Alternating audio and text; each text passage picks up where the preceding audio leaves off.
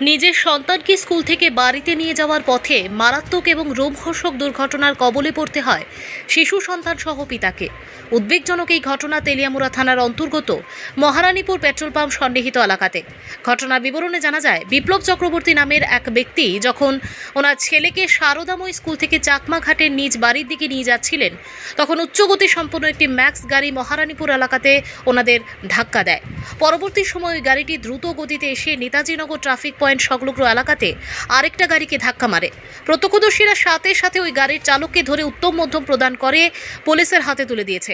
এদিকে গোটা ঘটনার পরিপ্রেক্ষিতে ওই উন্মত্ত চালকের বিরুদ্ধে মামলা দায়ের করা হয়েছে।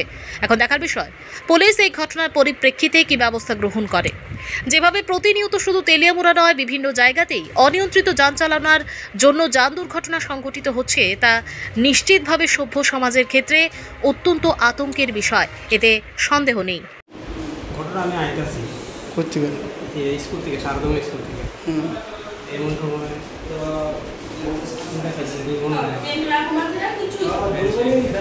আইতাছি যে এমন সময় ব্যাকসিট তৈরি না, এটা ডাইরেক্ট মানে একটু জায়গা লাগা দিচ্ছে সাইডে দেখা যায়।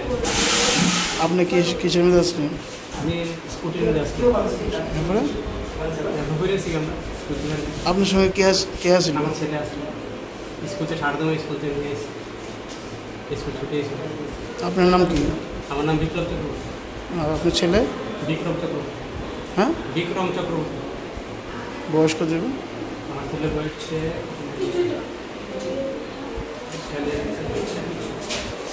ক্লাস কোন ক্লাসে পড়ে?